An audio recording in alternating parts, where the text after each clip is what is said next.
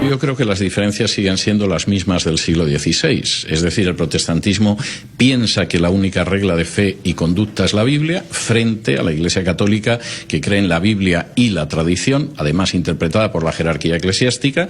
La segunda es la creencia de que solo Cristo salva y es mediador, frente a la visión católica, que insiste en la existencia de una serie de mediadores que van más allá de Cristo.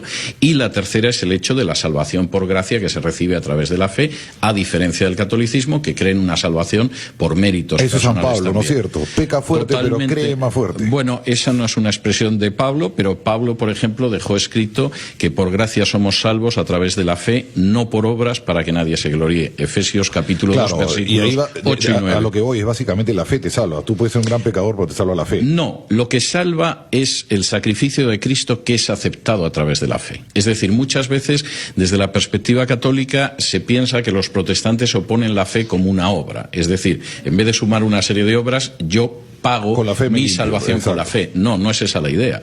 La idea es que la salvación la ha ganado Cristo al morir expiatoriamente en la cruz, y que ese sacrificio se recibe a través de la fe. Y eso opera en la persona lo que la Biblia llama un nuevo nacimiento, un cambio de vida. Pero entonces ahí tus obras individuales no tienen nada que ver. Tú puedes ser un gran pecador, pero como Cristo no, se murió, porque las obras son precisamente la respuesta de gratitud a la salvación gratuita de Dios. Es decir, las obras no son para que yo me salve, son porque yo ya he sido salvado.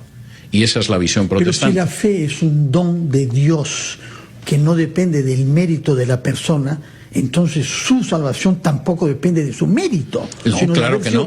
Claro por que la fe. no. Efectivamente, la salvación no depende de nuestros méritos.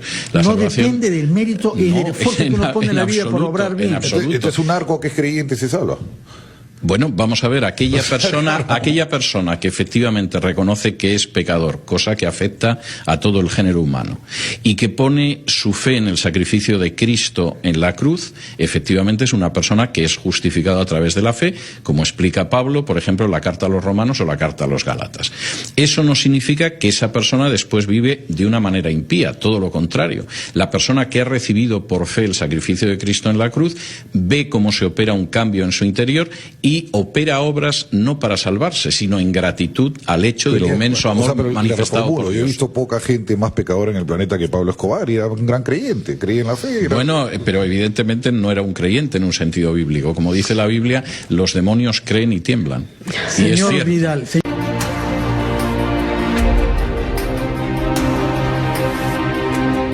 Yo creo que hay tres aspectos fundamentales en el terreno espiritual. La Reforma, en cualquiera de las confesiones en que haya cuajado, pretendió devolver la Biblia al pueblo. Téngase en cuenta que durante un milenio la Biblia era accesible en latín, lo cual quiere decir que no era accesible a la mayoría de la población.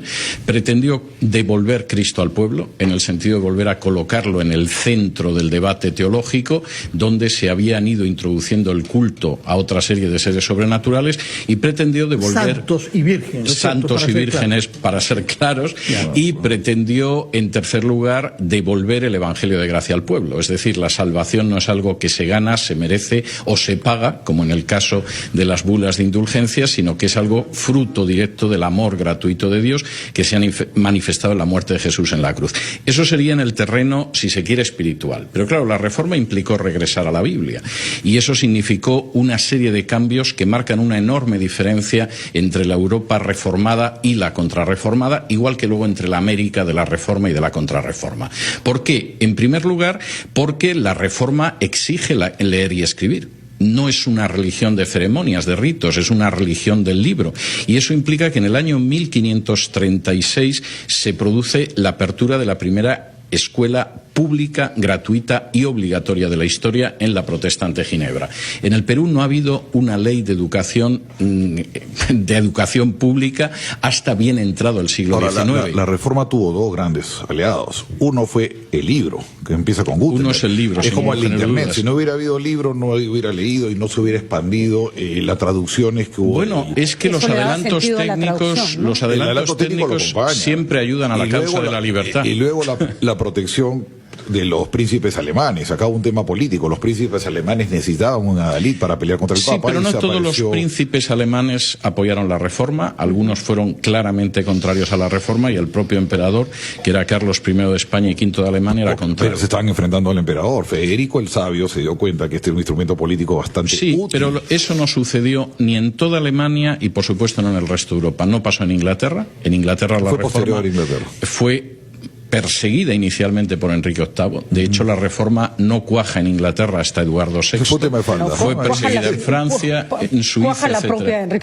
No, Enrique VIII era totalmente contrario a la reforma. De hecho, quemó a William Tyndale. Lo nombró paladín de la Iglesia. Bueno, por supuesto, había sido defensor fidei, pero aparte de eso, persiguió a William Tyndale, que tradujo la Biblia, el Nuevo Testamento al inglés, y de hecho lo arrojó a las llamas. Y de hecho, la reforma en Inglaterra comienza a partir de la muerte de Enrique VIII, comienza con su hijo Eduardo VI. La reforma de Lutero tiene un aspecto intelectual, digamos, que tiene que ver con la traducción de la Biblia, además con sus escritos que son sumamente interesantes, y que los escribe además cuando está básicamente recluido, y tiene un aspecto social, por ejemplo, el hecho de proponer el matrimonio sacerdotal.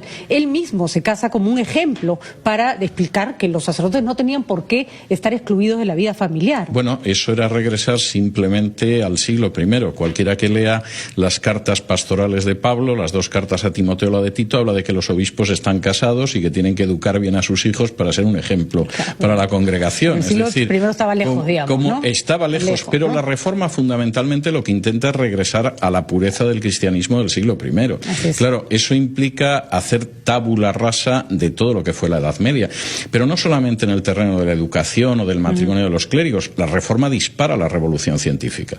Es decir, durante un periodo enorme de tiempo que llega hasta el siglo XX, la revolución científica está en manos de protestantes. Por ejemplo, del año 1900 al año 1990, el 66% de los premios Nobel en ciencias fueron protestantes, el 22% fueron judíos educados en naciones protestantes.